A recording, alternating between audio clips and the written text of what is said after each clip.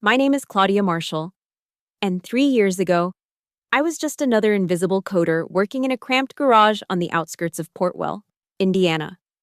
Today, I'm the woman who brought a multi-million-dollar logistics empire to its knees with nothing more than a laptop and the cold satisfaction of knowing that sometimes the quiet ones are the most dangerous. They thought I was disposable, a temporary contractor who could build their digital kingdom and then vanish into obscurity while they claimed all the glory. What they didn't realize was that every line of code I wrote, every system I architected, and every innovation they celebrated belonged to me. Not the company, not my arrogant boss. Me. This is the story of how I turned my termination into their subscription service, and why they now pay me 3 times my old salary every month just to keep their precious automated warehouse from becoming a very expensive pile of useless machinery. It started in the winter of 2021. I was working as a systems integration engineer for NextBridge Logistics, a company that had positioned itself as the future of automated supply chain management. Their flagship facility in Portwell was a marvel of modern engineering, a sprawling complex filled with robotic arms, conveyor systems, and autonomous drones that could process thousands of packages per hour without human intervention. At least, that's how the press releases described it. The reality was messier, more complicated, and entirely dependent on a system I had built from scratch in my rented garage space behind Murphy's Auto Repair. I called it Raven, and it was beautiful in the way that only a perfectly engineered solution can be. While the company's marketing team was busy creating flashy presentations about their revolutionary AI-driven logistics platform, I was the one actually making it work. Raven was the nervous system of their entire operation, the invisible intelligence that coordinated every sensor, every robotic arm, every drone movement in their warehouse. The garage where Raven was born wasn't much to look at. I shared the space with Mike Murphy, who'd been fixing cars there for 30 years and didn't mind having a computer programmer working in the corner as long as I paid my half of the utilities. The concrete floor was stained with decades of motor oil, and in winter, my breath would fog as I typed. But it was mine. And more importantly, it was legally separate from anything NextBridge could claim ownership over. I've always been methodical about intellectual property. Maybe it's because I grew up watching my father, a small-town inventor, get screwed over by larger companies who would collaborate with him just long enough to steal his ideas. By the time I was 15, I knew that the only protection an individual has against corporate power is meticulous documentation and legal ownership. So when I incorporated Marshall Automation Lab LLC in December 2020, it wasn't just a business move, it was a fortress. Every component of Raven, every algorithm, every piece of firmware was developed under my company's umbrella and registered accordingly. NextBridge hired Marshall Automation Lab as a contractor, not Claudia Marshall as an employee. The distinction would prove crucial. The beauty of Raven wasn't just its technical sophistication, though that was considerable. The system could process real-time data from over 10,000 sensors, coordinate the movements of 300 robotic units, and optimize package routing with an efficiency that had never been achieved before. What made Raven truly special was how seamlessly it integrated with existing systems while maintaining complete independence. I built Raven to be modular, scalable, and above all, controllable. It ran on proprietary firmware that updated exclusively from my personal servers. The core system was installed on NextBridge's hardware, but it was essentially renting space in their data center. Every critical function required authentication from my private keys, and every major operation was logged to my external monitoring system. NextBridge's IT department never questioned this architecture. They were too busy trying to understand systems they hadn't built to worry about the underlying control structure. As long as everything worked smoothly, they were happy to let the weird contractor girl handle the technical details. And everything did work smoothly. Beautifully, even. The automated warehouse operated with a precision that impressed clients and competitors alike. Package processing times decreased by 40%. Error rates dropped to nearly zero. The system could predict maintenance needs weeks in advance and automatically adjust workflows to prevent bottlenecks. The press loved it. Trade publications wrote glowing articles about NextBridge's innovative approach to logistics automation. Industry conferences invited their executives to speak about the future of supply chain management. And at the center of every presentation, every demonstration, every media interview was Ethan Keller, NextBridge's Chief Technology Officer. Ethan was everything I wasn't in the corporate world: tall, confident, and blessed with the kind of effortless charisma that made investors open their checkbooks and journalists hang on his every word. He had an MBA from Northwestern and could explain complex technical concepts in the kind of simple, compelling language that made board members nod approvingly. What Ethan didn't have was any real understanding of how the systems he was promoting actually worked. He could give a flawless presentation about AI-driven optimization and machine learning algorithms, but if you asked him to modify a single line of code, he'd be lost. He was a translator, not an engineer. And there's nothing wrong with that role except when you start believing your own publicity. The problem began when Ethan started taking credit for innovations he couldn't have conceived, let alone implemented. At first, it was subtle. Press releases that mentioned the NextBridge development team, without specifying who had actually done the work. Conference presentations where Ethan would use phrases like, "We developed" and "our system" when describing Raven's capabilities. I might have been able to tolerate the generic team attributions, but Ethan's ego demanded more specific recognition. He began telling journalists that he had personally architected the core algorithms. He claimed to have invented the predictive maintenance protocols. He even took credit for the user interface design, which was particularly galling since he'd complained endlessly about its unnecessarily complex layout during development. The only person at NextBridge who seemed to understand the reality of the situation was Nico Ramirez, a young network engineer who'd been hired 6 months after the warehouse went operational. Nico was sharp, curious, and had spent enough time studying the system architecture to realize that something didn't add up. "Claudia," he said to me one afternoon as we were reviewing server logs, "I've been looking at the system documentation, and I'm confused about something. All the core modules show external version control. They're not being maintained through our internal repositories." I looked up from my laptop. "What makes you think that's unusual?" "Well, it's just that if we ever needed to make emergency modifications, or if you weren't available, we'd have no way to access the source code. The whole system could go down, and we'd be helpless." Nico was right, of course, but he didn't understand that this wasn't an oversight. It was by design. "The system is stable," I told him. "Emergency modifications shouldn't be necessary if it's properly maintained." "But what if they are necessary? What if you got hit by a bus tomorrow?" I smiled at him. "Then you'd better hope I'm very careful crossing the street." Nico laughed, but I could see the concern in his eyes. He was beginning to grasp the scope of NextBridge's dependence on systems they didn't control. And it made him nervous. He was right to be nervous. As 2023 progressed, the company's success story continued to unfold.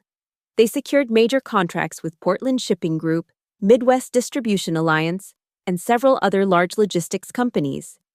The Portwell facility was processing over 50,000 packages per day, and plans were underway for expansion to 3 additional locations. With success came media attention, and with media attention came Ethan's increasing prominence as the public face of NextBridge's innovation. He appeared on the cover of Supply Chain Management Today. He gave a keynote address at the National Logistics Conference. He was interviewed on a popular business podcast where he described himself as the architect of the future of automated distribution. I listened to that podcast episode while working late in the garage one evening. Ethan spent 45 minutes describing his vision for intelligent automation, explaining how he had solved the complex coordination problems that had plagued the industry for decades. He talked about the technical challenges he had overcome and the breakthrough insights that had made Raven possible. Not once did he mention Marshall Automation Lab. Not once did he acknowledge that the system he was describing had been developed by an outside contractor. To hear Ethan tell it, Raven was the product of his personal genius, brought to life by NextBridge's internal development team. That night, I made a decision that would change everything. I opened a new document on my laptop and began drafting what I privately called the insurance policy. It was a comprehensive licensing agreement that would govern any future use of Raven by NextBridge or any other entity. The terms were simple: $60,000 per month for continued access to the system, with automatic termination if payment was more than 5 days late. I wasn't planning to use the insurance policy immediately. It was exactly what its name suggested: protection against an uncertain future. But as I worked on the legal language, I found myself imagining the expressions on their faces when they realized how completely they had misunderstood their position. The warehouse expansion project became the catalyst for everything that followed. NextBridge had committed to having the new Detroit facility operational by June 2024, and they needed Raven to coordinate inventory management across multiple locations. The technical challenges were significant, but they were solvable with the right expertise and sufficient development time. What NextBridge didn't have was time. They had promised their investors and clients that the expansion would happen on an accelerated timeline, and now they were desperately trying to make good on commitments that had been made without consulting the people who would actually have to deliver. Ethan called me into his office on a Tuesday morning in March. His corner office was everything you'd expect from a successful tech executive: floor-to-ceiling windows, a standing desk, and enough expensive gadgets to stock a small electronics store. The walls were covered with framed articles about the company's success, and I noticed that several of them featured prominent photos of Ethan himself. "Claudia, we need to talk about the Detroit rollout," he said without preamble. "The timeline is aggressive, and we're going to need all hands on deck to make it happen." I settled into the chair across from his desk. "What kind of timeline are we talking about?" "Full operational capacity by the 1st of June. I know it's ambitious, but this is a make-or-break moment for the company. If we can deliver on this expansion, we'll be positioned to dominate the regional logistics market." "That's 10 weeks, I said. "Setting up a new facility with Raven integration typically takes 16 to 20 weeks, and that's with a dedicated team." Ethan leaned forward, his expression earnest. "I understand the challenges, but I have complete confidence in your abilities. You built something incredible here, and I know you can do it again." It was interesting to hear him acknowledge my role in building Raven, even if it was only in the privacy of his office. "The technical work is feasible," I said, "but it will require significant overtime and additional resources. The licensing costs alone will be substantial." "Licensing costs?" "The Detroit installation will require an expanded version of Raven with additional modules for multi-site coordination. Marshall Automation Lab will need to develop and deploy new components specifically for the expanded architecture." Ethan frowned. "I thought Raven was a NextBridge system." "Raven is licensed to NextBridge for use at this facility. Expanding to additional locations requires a new licensing agreement." The confusion on Ethan's face was almost comical. He had been promoting Raven as NextBridge's proprietary technology for so long that he had apparently begun to believe his own marketing copy. "Claudia, I think there might be some misunderstanding about the ownership structure here." "There's no misunderstanding," I said calmly. "Marshall Automation Lab developed Raven under contract to NextBridge. The licensing agreement for this facility is very specific about scope and limitations." Ethan was quiet for a long moment, clearly trying to process this information. "We'll need to discuss this with the legal team," he said finally. "Of course, I'd be happy to provide them with all the relevant documentation." I left that meeting knowing that I had just lit a very slow-burning fuse. NextBridge's legal team would undoubtedly review the contracts and discover what I had always known. They had hired a contractor to build a system, not purchase the intellectual property rights to that system. The distinction would become very expensive for them very quickly. The legal review took 3 weeks. During that time, I continued my normal work routine, maintaining Raven and responding to the various minor issues that arose in day-to-day operations. But I also began preparing for what I knew was coming. I created encrypted backups of all Raven documentation and stored them in multiple secure locations. I reviewed and updated the insurance policy, refining the language and ensuring that every possible loophole had been closed. I researched precedent cases involving intellectual property disputes in the technology sector. Most importantly, I began planning for a future where I might not be working at Nextbridge. The call came on a Friday afternoon in April. Paige Wellman, Nextbridge's Human Resources Director, asked me to attend a meeting first thing Monday morning. She wouldn't discuss the agenda over the phone, but her tone made it clear that this wasn't going to be a performance review. I spent the weekend in the garage, making final preparations. I updated Raven's monitoring systems to send detailed operational reports to my personal servers. I created a comprehensive shutdown protocol that could be triggered remotely. I drafted a letter that would accompany the insurance policy when the time came to deploy it. Monday morning arrived gray and cold, with the kind of persistent drizzle that made Portwell feel even more industrial than usual.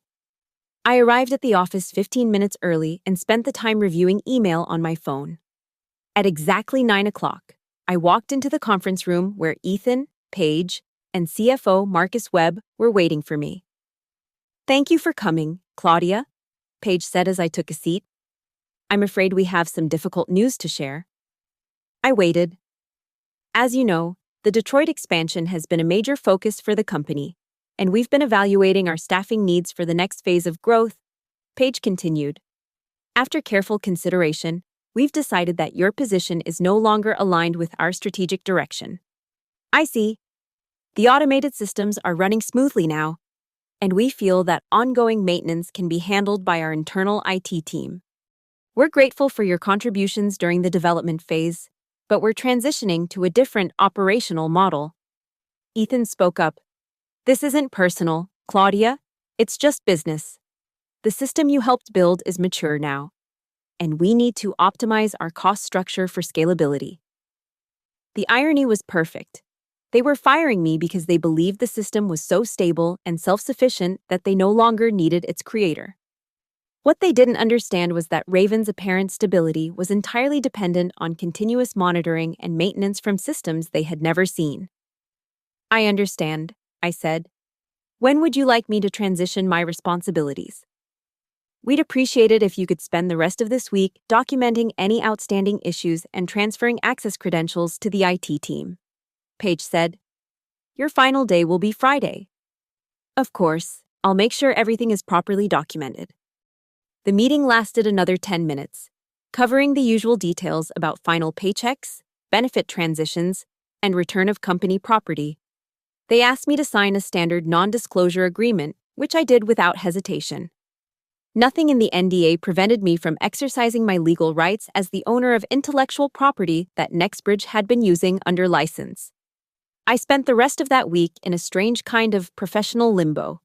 My colleagues knew I was leaving, but most of them assumed it was a voluntary departure. Nico was the only one who seemed to understand the implications. "This is insane," he said to me on Wednesday afternoon. "They're letting you go right before the biggest expansion in the company's history. Who's going to handle the Detroit integration?" "I'm sure they have a plan," I said. "Do they understand that you built Raven? Like, actually built it?" "Ethan seems confident that the internal team can handle ongoing maintenance." Nico shook his head. "I've been studying the system architecture for months, and I'm barely scratching the surface. The coordination algorithms alone are more complex than anything I've ever seen. How do they expect to modify or expand something they don't understand? Maybe they won't need to modify it. Claudia, they're talking about integrating with 3 new facilities over the next 18 months. Of course they'll need modifications." I looked at Nico, this earnest young engineer who was probably the only person at Nextbridge who truly appreciated the scope of what they were about to lose. "You're right," I said. "They probably will." Friday arrived with the same gray drizzle that had marked my final week. I packed up my personal belongings, transferred my access credentials to the IT team, and said goodbye to the few colleagues I'd actually enjoyed working with. At 5 o'clock, I walked out of the Nextbridge building for what I assumed would be the last time. That evening, I sat in the garage with my laptop and a cup of coffee, looking at the insurance policy I'd refined over the past month. It was a masterpiece of legal precision, clearly defining the terms under which Nextbridge could continue using Raven while ensuring that Marshall Automation Lab retained complete control over the system. I attached the licensing agreement to an email addressed to Nextbridge's legal department, with copies to Ethan, Marcus, and page.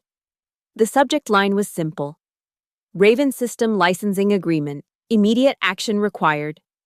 The email itself was brief and professional. As of Monday, April 29th, NextBridge Logistics will no longer have authorized personnel on site to maintain the Raven automation system. To ensure continued operation of your facility, Marshall Automation Lab is prepared to offer ongoing licensing and support services under the attached agreement. The licensing fee is $60,000 per month, payable in advance, with the first payment due within 30 days of this notice. Failure to execute this agreement and submit payment within the specified timeframe will result in automatic termination of Raven system access. Please contact me directly if you have any questions about these terms. I hit send at 11:47 p.m. on Friday night, then closed my laptop and went to bed. The next phase of this story would begin on Monday morning, when they realized what they had actually lost. The first sign of panic came Tuesday afternoon. Nico called my personal phone, which surprised me since I hadn't expected anyone at NextBridge to have that number. "Claudia, thank God you answered. We have a problem." "What kind of problem?" "Raven is throwing error messages. Nothing major yet, just warnings about authentication failures and expired certificates. But Marcus is freaking out because he thinks the whole system is about to crash." "Yo, is it about to crash?" "I don't know. That's the problem. None of us understand the underlying architecture well enough to diagnose these warnings. Can you come in and take a look?" "I don't work for NextBridge anymore, Nico." "I know. But this is an emergency. The warehouse is still operational. But if Raven goes down, we'll have to shut down completely. We're processing 40,000 packages a day. Every hour of downtime costs us tens of thousands of dollars." I let the silence stretch for a moment. "Have you spoken to Ethan about the licensing agreement?" "What licensing agreement?" "Marshall Automation Lab sent a proposal to your legal department yesterday. The continued operation of Raven requires a formal licensing arrangement." "Jesus, Claudia, they fired you and now they want to pay you for the same work?" "They want to pay Marshall Automation Lab for continued access to systems that were never transferred to NextBridge ownership." Another pause. "How much are we talking about?" $60,000 per month. That's more than they were paying you as a contractor. Significantly more. Nico was quiet for a long moment. "They're going to lose their minds when they find out." "Probably. Can you at least tell me if the warnings are serious? I'm trying to keep everyone calm, but I don't know what I'm looking at." I considered this. Nico had always been straight with me, and he was in an impossible position through no fault of his own. "The warnings indicate that Raven's security certificates are approaching expiration," I said. "The system will continue operating normally for another 3 weeks, but if the certificates aren't renewed, it will automatically shut down to prevent unauthorized access. Can we renew them ourselves? Not without the master authentication keys." "Which you have." "Which Marshall Automation Lab has, yes." "Claudia, please.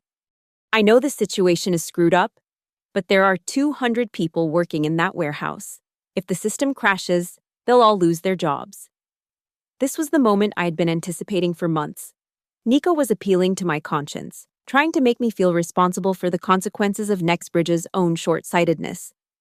It was a natural response, and exactly why I had spent so much time thinking through the ethical implications of my position. "The situation doesn't have to become a crisis," I said.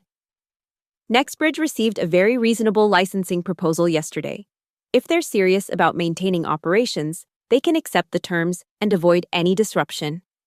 And if they don't, then they'll need to find alternative solutions for their automation needs." Wednesday brought the first direct contact from NextBridge management. Marcus Webb called me at 7:30 a.m., catching me over coffee in the garage.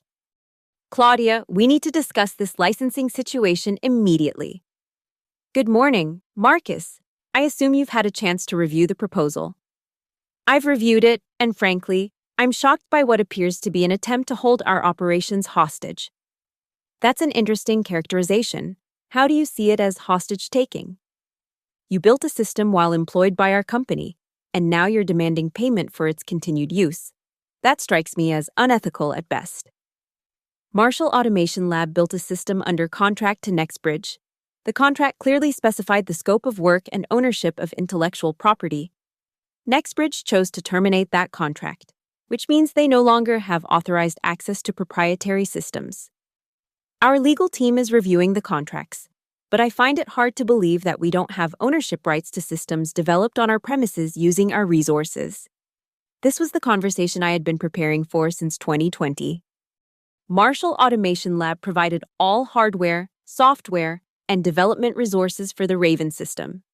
NextBridge provided rack space in your data center. The intellectual property ownership is clearly defined in the original contract. Even if that's technically correct, this pricing is outrageous. $60,000 per month is 3 times what we were paying you as a contractor.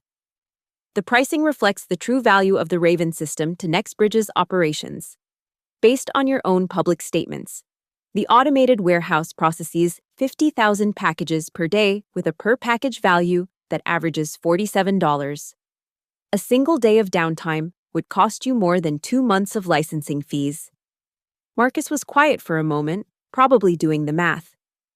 This feels like extortion. This is a standard intellectual property licensing arrangement. If NextBridge prefers, you're welcome to develop your own automation system or license alternatives from other providers. Yo, you know that's not realistic on our timeline. The timeline constraints are a NextBridge management issue, not a Marshall Automation Lab concern. Claudia, let's be reasonable here. Come back as a consultant. Help us through the Detroit expansion, and we can work out a fair compensation package. The licensing agreement includes full support and maintenance services. If NextBridge prefers a consulting arrangement, Marshall Automation Lab would be happy to discuss project-based pricing for additional work. What kind of pricing? Detroit integration would be approximately $200,000, plus ongoing licensing fees for multi-site coordination. The silence stretched long enough that I wondered if Marcus had hung up. Finally, he spoke again. I need to discuss this with the executive team. Of course, the 30-day deadline for licensing agreement execution is clearly stated in the proposal. Thursday brought Ethan's turn at negotiation. He called just after lunch, and his approach was more personal than Marcus's corporate bluster. Claudia, I think we got off on the wrong foot here. I want you to know that the decision to end your contract wasn't a reflection of your work quality. Your contributions to NextBridge have been extraordinary. Thank you. I've been thinking about our conversation regarding Raven's intellectual property status, and I realize I may have misunderstood some of the technical details. You're absolutely right that Marshall Automation Lab developed the core systems. This was progress, at least in terms of honesty. I'm glad we're on the same page about that. The thing is, we're in a difficult position. The Detroit expansion is critical to our growth strategy, and we've made commitments to investors and clients based on the assumption that we could scale our current operations. I understand the business pressures you're facing. Is there any way we can find a middle ground here? The licensing fees you're proposing represent a significant increase in our operational costs. The fees reflect the market value of the system. If NextBridge had properly valued Raven's contribution from the beginning, we wouldn't be having this conversation. What if we brought you back as CTO? You'd have equity, a substantial salary increase, and full authority over the technical direction of the company. This was interesting. 3 days earlier, they had fired me because they thought my position was no longer necessary. Now they were offering me Ethan's job. That's a generous offer, but Marshall Automation Lab is committed to maintaining independence. We prefer licensing arrangements to employment relationships. Claudia, please. I'm trying to find a solution that works for everyone. The licensing agreement is a solution that works for everyone. NextBridge gets continued access to best-in-class automation technology. And Marshall Automation Lab gets fair compensation for intellectual property that has generated millions of dollars in value. The pricing is just too high. Our board will never approve $60,000 per month for what amounts to software maintenance. This isn't software maintenance. This is licensing of proprietary technology that enables your entire business model. Without Raven, NextBridge is just another warehouse with some expensive robotic equipment. Ethan was quiet for a moment. What's your bottom line? What's the absolute minimum you'd accept? The terms in the licensing agreement are final. They're based on careful analysis of the system's value and comparable licensing arrangements in the industry. There has to be some room for negotiation. There isn't. Friday brought the first signs of technical problems. The security certificate warnings that Nico had mentioned were becoming more frequent, and some of the automated systems were beginning to show minor glitches. Nothing that would shut down operations, but enough to make everyone nervous. I spent the day in the garage, monitoring Raven's performance through my remote access systems. The beauty of my architecture was that I could observe everything without interfering. I could see exactly how NextBridge's IT team was trying to address the warnings, and I could predict with perfect accuracy how their efforts would fail. At 4:30 p.m., my phone rang. The caller ID showed NextBridge's main number. Claudia, this is Paige Wellman. We need to schedule an emergency meeting to discuss the Raven situation. What kind of emergency? Our systems engineers are reporting increasing instability in the automated warehouse. We're concerned about a potential complete failure. When would you like to meet? Can you come in right now? We have the full executive team standing by. I looked around the garage, at the setup that had become my private command center for one of the most sophisticated automation systems in the country. I can be there in an hour. The conference room was crowded when I arrived. Ethan, Marcus, and Paige were there, along with 3 people I didn't recognize who were presumably lawyers or consultants. Nico was also present, looking stressed and exhausted. Thank you for coming, Paige said as I took a seat.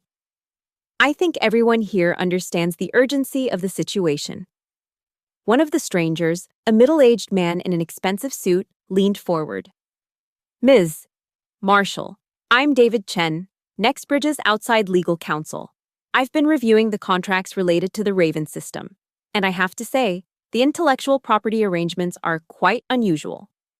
How so? Most technology development contracts include provisions for transferring IP ownership to the client upon completion of the work. Your agreement explicitly retains all rights with Marshall Automation Lab. That's correct. It's also quite clever from a legal standpoint. You've created a situation where NextBridge is completely dependent on systems they don't own and can't modify. The contract terms were available for review before signing. NextBridge chose to accept them. David nodded. Indeed they did. Which brings us to the current situation. Your licensing proposal is legally sound, and based on my analysis, NextBridge has limited options for challenging it. Marcus looked unhappy. Are you saying we have to pay whatever she demands? I'm saying that Marshall Automation Lab owns the intellectual property that enables your primary business operations. They have every right to license that property on whatever terms they choose. Ethan spoke up. What about developing our own replacement system? David shook his head. Based on the technical documentation I've reviewed, replicating Raven's functionality would take 18 to 24 months and cost several $1 million. You'd also face significant patent challenges, since Marshall Automation Lab has filed extensive IP protection for the core algorithms. The room was quiet for a moment as everyone absorbed this information. Finally, Paige addressed me directly. Claudia, what would it take to resolve this situation amicably? Execution of the licensing agreement within the specified timeframe. The $60,000 per month is non-negotiable. Correct. And the Detroit integration? That would require a separate project agreement, as outlined in my previous communications. Marcus leaned back in his chair, looking defeated. This is insane. We're talking about paying more than $750,000 per year for system access. You're talking about maintaining operations that generate over $800 million in annual revenue. I replied. The licensing cost represents less than 0.1% of your total business volume. David Chen spoke again. From a pure business perspective, Ms. Marshall's pricing is actually quite reasonable. Comparable enterprise software licensing in the logistics sector typically runs between 2 and 5% of operational value. You're being offered access at a significant discount. The meeting continued for another hour, with various attempts to find alternative solutions or negotiate different terms. But the fundamental reality was unchanged. Nextbridge needed Raven to operate. Marshall Automation Lab owned Raven, and the licensing terms were final. As the meeting broke up, Ethan approached me privately. "Claudia, I want you to know that I respect what you've accomplished here. Building Raven was genuinely impressive, and I understand why you feel the need to protect your work." "Thank you. I also want to apologize for not giving you proper credit over the past year. That was wrong, and I should have handled it differently." This was perhaps the first completely honest thing Ethan had said to me since I'd known him. "I appreciate that. Is there any chance we can find a way forward that doesn't feel quite so adversarial?" I considered this. The business relationship doesn't have to be adversarial. Marshall Automation Lab is committed to providing excellent service to its clients, but the fundamental terms won't change. Ethan nodded slowly. "I think I understand." The weekend passed quietly. I spent Saturday updating Marshall Automation Lab's website and business documentation to reflect our new status as a licensed technology provider. I also began planning for the operational changes that would come with the new revenue stream. Sunday evening, Marcus Webb called. "Claudia, I'm calling to let you know that Nextbridge's board has approved the licensing agreement. We'll have signed documents and the first payment to you by Tuesday." "That's excellent news. I'll prepare the access renewal protocols immediately." "There is one additional request. We'd like to accelerate the Detroit project timeline, if possible. Our investors are expecting the expansion to launch on schedule. I'll need to review the technical requirements and provide a revised project proposal. The timeline will depend on the complexity of the multi-site integration. Whatever it takes, at this point, we're committed to making this partnership work." Tuesday morning, I drove to Nextbridge for the first time in 2 weeks, but instead of parking in the employee lot, I used the visitor spaces near the main entrance. Instead of my old contractor badge, I carried business cards identifying me as the principal consultant for Marshall Automation Lab. The conference room meeting was brief and professional. David Chen presented the executed licensing agreement. Marcus provided a check for the first month's fees, and we discussed the technical details of restoring Raven to full operational status. I pulled out my laptop and initiated the certificate renewal process. Within minutes, the warning messages that had been plaguing their systems for days disappeared. The automated warehouse resumed its normal, smooth operation, processing packages with the efficiency that had made Nextbridge famous. "That's it?" Nico asked, looking amazed. 2 weeks of panic, and you fixed it in 5 minutes? "The underlying system was never broken," I explained. "It was just protecting itself from unauthorized access." As I prepared to leave, Ethan walked me to the elevator. "This is a strange situation for all of us," he said. "A month ago, you were our contractor. Now you're essentially our most critical vendor. The relationship has changed, but the work remains the same. Marshall Automation Lab is committed to maintaining the highest standards of service. What's next for you? Are you planning to expand beyond Nextbridge?" I smiled. Marshall Automation Lab is always interested in new opportunities. The logistics automation market is growing rapidly, and there's significant demand for advanced integration solutions. The elevator arrived, and I stepped inside. As the doors closed, I saw Ethan's expression, and I could tell he was finally beginning to understand the full scope of what had happened. They hadn't just lost an employee. They had created a competitor who owned the technology that enabled their success. Over the following months, the new arrangement settled into routine that worked well for both parties. Nextbridge received excellent technical support and successful completion of their Detroit expansion. Marshall Automation Lab received steady revenue and opportunities to develop new capabilities for an expanding client base. The Detroit project was completed on schedule and under budget, earning praise from investors and positioning Nextbridge for the next phase of their growth strategy. The multi-site coordination features I developed for the expansion also attracted interest from other logistics companies, leading to additional licensing opportunities. By the end of 2024, Marshall Automation Lab had grown from a one-person operation in a rented garage to a specialized technology firm with 5 employees and a proper office space in downtown Portwell. The transformation was remarkable, but it wasn't accidental. Every decision I had made over the previous 3 years had been designed to create exactly this outcome. The most satisfying aspect wasn't the financial success, though that was certainly gratifying. It was the gradual shift in how NextBridge's leadership understood and discussed the technology that powered their business. Where Ethan had once claimed personal credit for innovations he couldn't have conceived, he now spoke carefully about our technology partners and licensed solutions that enable our operations. The change was particularly evident during NextBridge's investor presentations.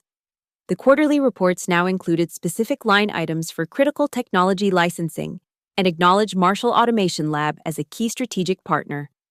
The press releases announcing the successful Detroit expansion prominently credited advanced automation solutions provided by Marshall Automation Lab. It was a complete reversal from the days when my contributions were invisible, and I found myself appreciating the irony. They had fired me to reduce costs and eliminate what they saw as an unnecessary dependency. Instead, they had created a much more expensive dependency while simultaneously establishing their former contractor as a legitimate competitor in their market.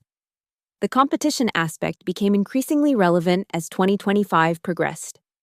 Word of Raven's capabilities had spread throughout the logistics industry, and I began receiving inquiries from companies that wanted similar automation solutions for their own operations.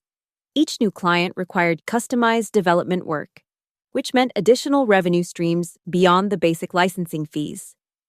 The most interesting inquiry came from Portland Shipping Group, one of NextBridge's largest clients. They had been impressed by the efficiency improvements they had observed since NextBridge implemented Raven, and they wanted to explore direct licensing for their own facilities. "We've been working with NextBridge for 18 months, explained Sarah Hendricks, Portland Shipping's operations director, during our initial consultation meeting. The improvements in processing speed and accuracy have been remarkable. We're interested in implementing similar systems at our primary distribution centers. Marshall Automation Lab would be happy to discuss a custom implementation for Portland Shipping," I replied. The core Raven architecture is highly adaptable to different operational requirements. What would that look like in terms of timeline and investment? A typical implementation takes 12 to 16 weeks for development and deployment, with licensing fees starting at $40,000 per month depending on facility size and complexity. Sarah nodded thoughtfully. That's actually quite competitive compared to other enterprise automation solutions we've evaluated. Most vendors are quoting implementation costs in the millions, with ongoing support fees that are significantly higher. This was exactly the market positioning I'd hoped to achieve, by maintaining control over Raven's intellectual property and developing it as a licensing platform rather than a one-off custom solution. Marshall Automation Lab could offer enterprise-grade capabilities at prices that undercut larger competitors while still generating substantial profit margins. The Portland Shipping deal also created an interesting dynamic with NextBridge. Their client was now working directly with their technology provider, which raised questions about exclusivity and competitive advantage. Marcus Webb called me the day after Portland Shipping's announcement. "Claudia, we need to discuss the Portland situation." "What about it?" "They're one of our largest clients, and now they're licensing the same technology that we use. That seems like it could create competitive issues. Marshall Automation Lab's licensing agreements don't include exclusivity provisions. Raven is available to any qualified client. But doesn't that undermine NextBridge's competitive position? If everyone has access to the same automation capabilities, what's our advantage?" This was a fair question, and one I had anticipated. NextBridge's competitive advantage comes from operational excellence, customer service, and market positioning. The automation technology is just one component of your overall value proposition. Still, it feels like we're paying for the development of technology that will eventually be used against us. Marcus, NextBridge chose to terminate our development relationship and transition to a licensing model. That decision gave Marshall Automation Lab the freedom to pursue other opportunities. I understand that. But from a strategic perspective, we're funding our own competition. You're funding access to best-in-class technology that enables your current success. How you leverage that access to maintain competitive advantage is a NextBridge management decision. The conversation highlighted one of the unintended consequences of their original termination decision. By firing me and forcing the transition to a licensing model, NextBridge had lost any claim to exclusivity over the technology that had made them successful. They were now just another client, albeit an important one, with no special status or protected access. This realization seemed to dawn on them gradually over the following weeks. I noticed changes in how they approached our business relationship, with more attention to contract terms and growing interest in longer-term commitments that might provide some level of competitive protection. The opportunity for a more comprehensive arrangement came in June, when NextBridge announced plans for a major expansion that would include 5 new facilities over 18 months. The scale of the project would require significant customization of Raven's capabilities, along with development of new features for supply chain optimization across multiple geographic regions. Ethan called to discuss the project on a Tuesday afternoon, and his tone was notably different from our previous conversations. Gone was the subtle antagonism that had characterized our interactions since the licensing arrangement began. Instead, he sounded like someone who genuinely wanted to build a productive partnership. Claudia, we're planning the largest expansion in NextBridge's history, and we want Marshall Automation Lab to be our primary technology partner throughout the process. That sounds like an exciting opportunity. What's the scope of the expansion? 5 new facilities: Chicago, Atlanta, Phoenix, Seattle, and Dallas. Full automation implementation for each location, plus integration with our existing operations in Portwell and Detroit. That's a substantial undertaking. What's your timeline? 18 months for complete deployment, with the first facility going live in Chicago this fall. I ran quick calculations in my head. 7 fully automated facilities, each requiring customized Raven implementations, plus the development of new coordination protocols for managing inventory and logistics across multiple time zones. It was the kind of project that could establish Marshall Automation Lab as a major player in the enterprise automation market. Marshall Automation Lab would be very interested in supporting this expansion, I said. I'll need to review the technical requirements and develop a comprehensive proposal. There's one other thing, Ethan said. We'd like to discuss some kind of preferred partnership arrangement, something that gives us priority access to new developments and ensures continuity for our operations. This was the conversation I had been expecting since the Portland shipping announcement. NextBridge was finally ready to acknowledge Marshall Automation Lab as an equal partner rather than a vendor they could dismiss when convenient. What kind of arrangement did you have in mind? Honestly, we're not sure. This is new territory for us. But we recognize that Marshall Automation Lab has become critical to our success, and we want to find a way to formalize that relationship in a way that benefits both parties. Over the following 2 weeks, I developed what became known as the Strategic Partnership Proposal.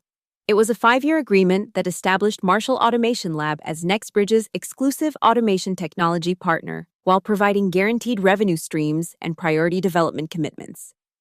The financial terms were significantly more favorable than the original licensing arrangement.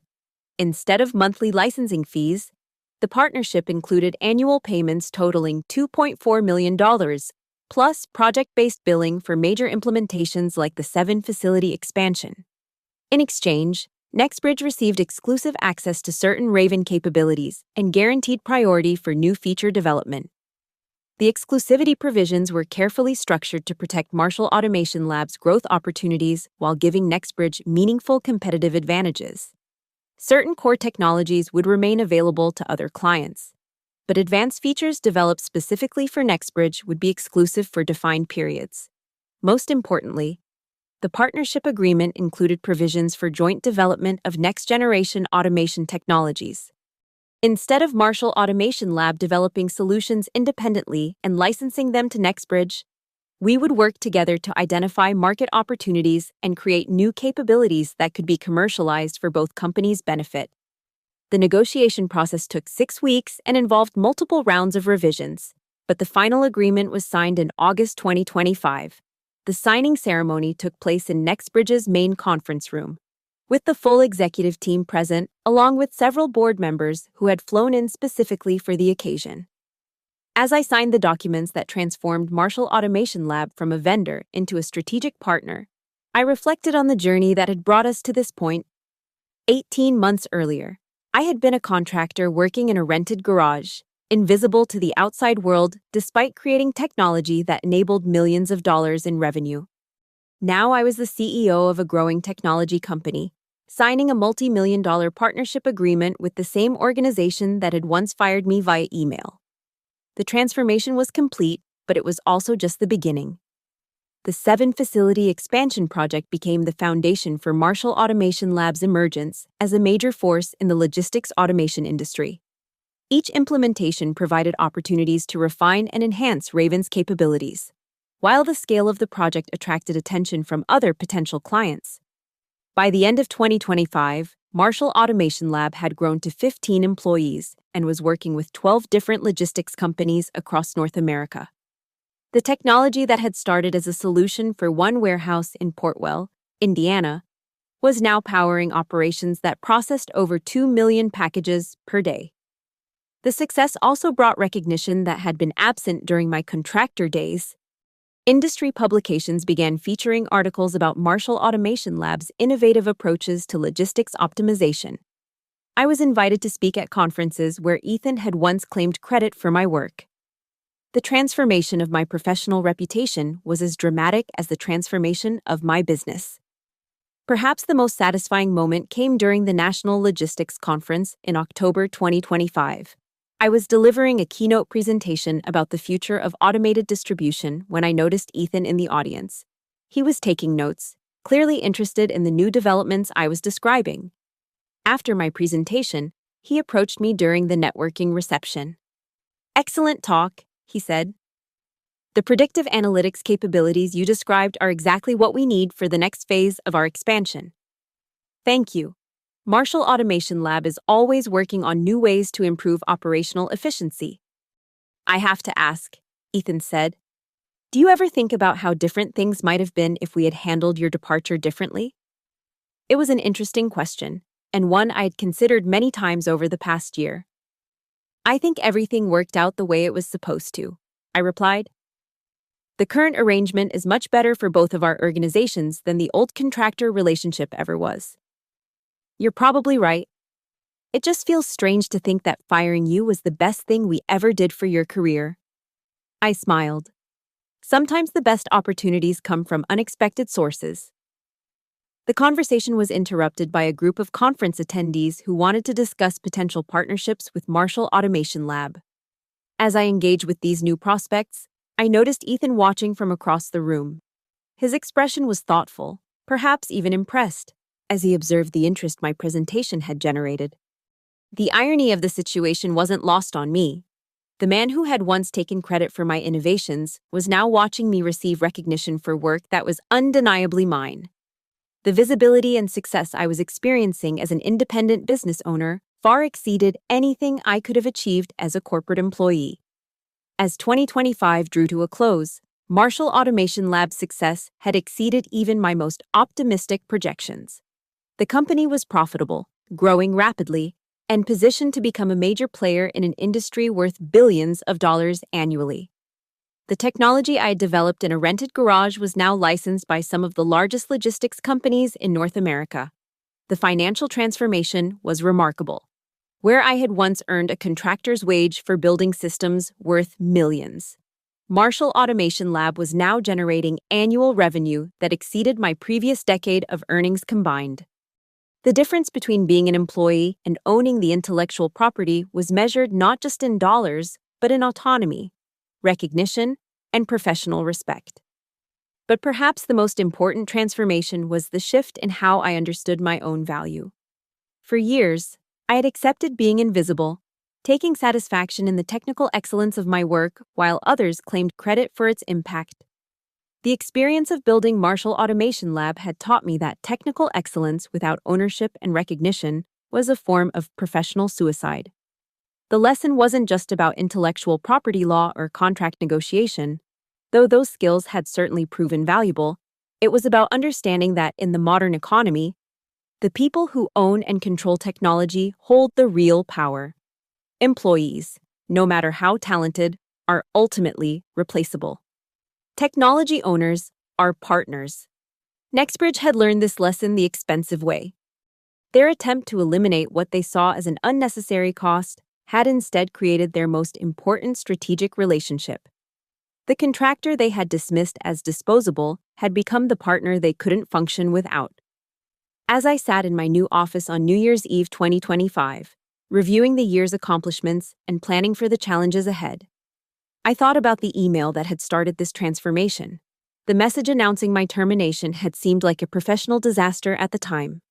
In retrospect, it was the catalyst for the most successful period of my career. They had intended to fire me. Instead, they had liberated me. They had tried to reduce costs by eliminating my position. Instead, they had created a much more expensive relationship while simultaneously funding their own competition. They had attempted to claim ownership of work they hadn't done. Instead, they had learned to respect the value of intellectual property they couldn't control.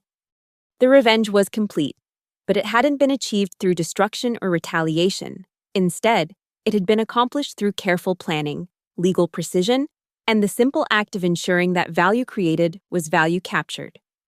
They had taught me that in business, the only protection against exploitation is ownership. I had taught them that dismissing talented people without understanding their true contribution is one of the most expensive mistakes a company can make. The warehouse in Portwell continued to operate with the same efficiency that had made Nextbridge famous. The robotic arms moved with precision, the conveyor systems hummed smoothly, and packages were processed with accuracy that exceeded industry standards. But now everyone understood who had made that efficiency possible and what it was worth.